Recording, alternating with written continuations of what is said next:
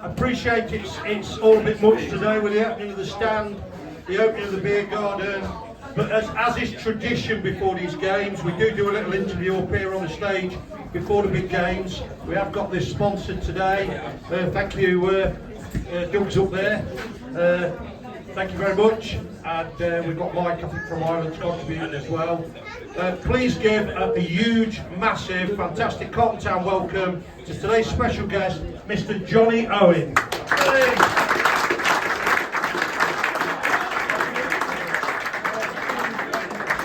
Thank you. What's playing up? Right, the first question I want to ask you, Jonny, can you tell everybody how this fixture, this annual fixture came about? Because you technically are pretty much the brains behind it. Yeah, well, one of my best mates is Gary Clark, Boatsy, who everybody knows and loves. He's been a massive part of this football club, done some fantastic work, as Mick will tell you. And we had this idea together, let's get this annual thing where Merthyr play Carlton and Carlton play Merthyr. This is the third year now, which is fantastic. Last season, obviously the boys went down to the Valleys, had a great time, and I know Merthyr are well looked after. They love coming to Nottingham. Great welcome. It's a fantastic football club. So that's where it started, and hopefully this will keep running through the years and it'll become an established thing.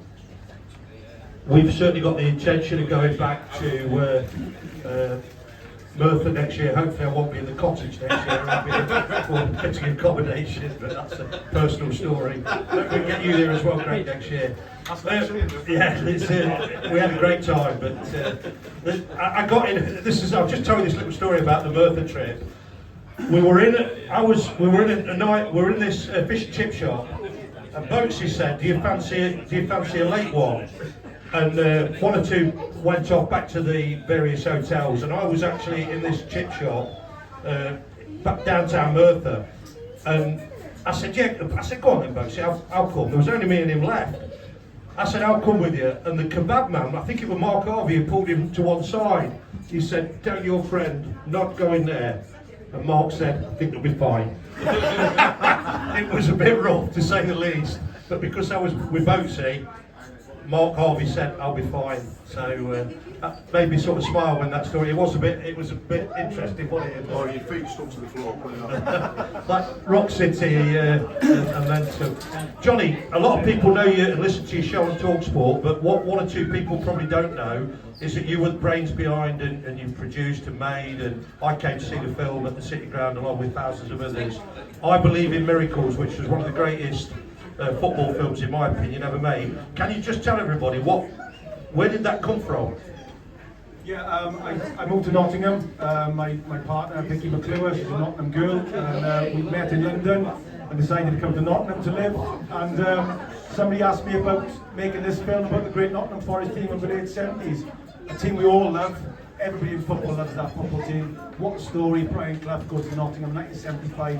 Famously 16th in the old second division, the championship they call it now. 5 years later, 2 European Cups, 2 League Cups, a league title, Charity Shield. What a story, never happened again.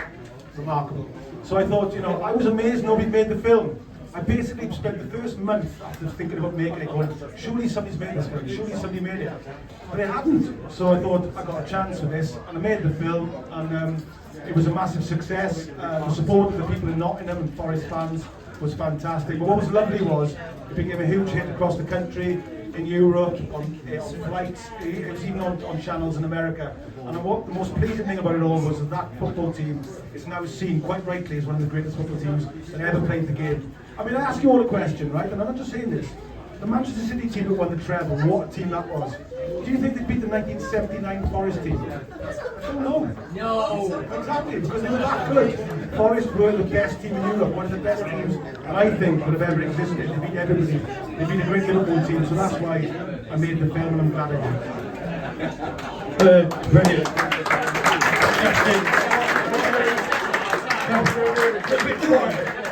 A bit quiet over here, guys, please. Thank you. Behave yourself, you'll be thrown out. What's it? Going forward, Jonny, I just want to touch on, obviously, you on the board at Forest. What was your view of the promotion season, obviously, and just covered 2 seasons in the short space of time we've got. You were on the board. We were bottom of the league. Steve Cooper took us up. I know we can't put it up there with Cloughie, but I'll tell you what, it was some bloody achievement what Steve Cooper did, and keeping us up again last season. And just you're a little bit on the inside. I know you're still you're a supporter of Merthyr, Cardiff, Carlton Town, Forest as well. Which is your favourite club, by the way? Is it Merthyr or Cardiff? Carlton Town.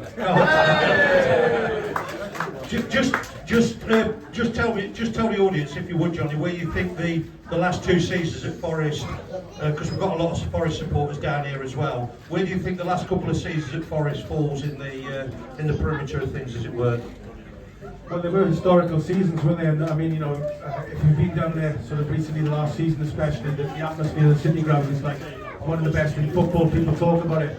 But when Steve Cooper first came in, I genuinely thought, I just hope he keeps Forest up that season, because it'd been a really rough start, as we all know. Hadn't won a game, it was 1 point in the first 5 or 6 games, and then after that they went on this magic carpet ride, and you know, nobody could quite believe it. You know, there was a moment where we didn't beat Bournemouth down in Bournemouth, and I thought, well, maybe now that would be difficult to go into the playoffs, but they went to the playoffs. They beat a real bogey team, a really tough Sheffield United team. They beat them over 2 legs when he was looking really rocky at the City Ground, and then got over the line against Huddersfield. It was remarkable.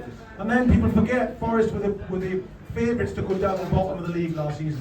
They were favourites to go down bottom of the league. That's an actual fact. And they managed to stay up. People criticise Forest for spending money and buying lots of players, but by the end, as we all know, they were barely making a team. Now, if that hadn't have happened, people would have called Forest naive. They'd have said, oh, you know, they didn't understand the Premier League, they didn't have enough players. They bought enough players, they stayed up. A magical day against Arsenal, remarkable. For them to stay up last season, I think it's a bigger achievement than going up the season before. Steve Cooper did a fantastic job. Mr. Marinakis, what a job he's done as an owner. As far as I'm concerned, the last 2 seasons are right up there in Forest history. Well said, Jonny. There's an interesting point I want to make, and then I'm going to ask you a Merthyr question. And I don't know how you guys feel about this, but I was talking to Dave about this the other night. The season before, as Carlton Town, we won the Cup. As a Forest fan, we won at Wembley. Last season, Carlton Town stopped up on the last day of the season by beating the team that could have gone into the playoffs. And Forest obviously stopped up by beating Arsenal. And I said to Dave, it's primarily been a season of watching 2 teams towards the bottom. But those 2 days, Dave, didn't they? They felt almost, if not as good, Better. It was unbelievable. So, to put not too fine a point on it, but I just want to touch on it to finish off, Jonny. What about the cup run Merthyr had last season? If anybody doesn't know, we've got the Miller Mass here, everybody. Did you get? I just wanted A to ask you about the cup run, and B if you got to any of the games. Yeah, I went to the cup run. I went down to Merthyr for that. They had a few thousand for that game. It was fantastic. They got to the first round for the first time in nearly 25 years, which is amazing. We went to Buxton. A load of Nottingham boys came. Bortsy came. A load of the lads on the table there. They all came as well. It was fantastic. It took about 600 people to Buxton. They're a proper football club, Merthyr. They were the club I grew up watching as a kid. My father was a Merthyr fan, my grandfather, so it's in the blood for me. So I'm so pleased they come into Carlton and play in these games. For me, living in Nottingham and see Merthyr establish these relationships with you people, and they enjoy it, they love coming up here. The Carlton boys love going down to Merthyr. Honestly, it's fantastic for me. It's a dream come true because this is my boyhood club, you know. I love them dearly. They're the reason why I fell in love with the game. So I'm really pleased this is happening. I hope Merthyr have a good season next season. I hope Carlton do. And like I said, I hope these games carry on forever. Ladies and gentlemen, lots of presentations today, Jonny Owen. I know both you want to stay up here. Both is not somebody that normally speaks publicly, but I know he wants something to say.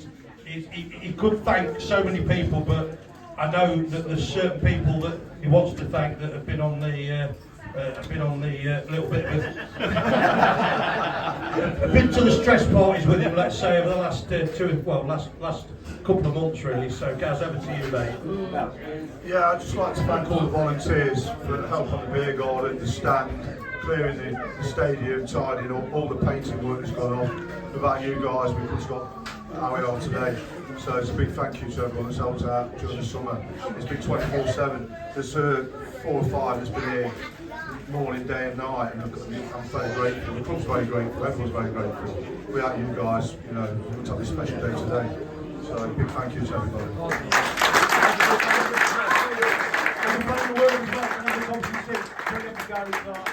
All the boys Gab and Nick as well. What a job Nick does. Big round of applause for Nick.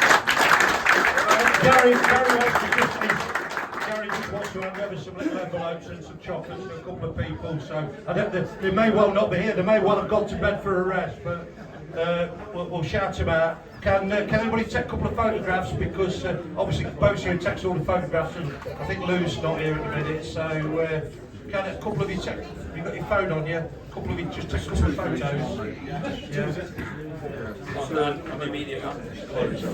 Yeah, Josh, can you take a couple of photos, buddy? Do you want to come up front? Right, yeah. We'll do, right, who we got now? Who we got? Captain Chloe.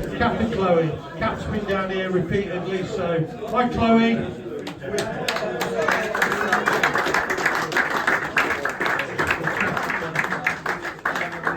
Pass our dear thanks on to Cap. Been in. Yeah, quick photo. Where's Lou Lordy gone?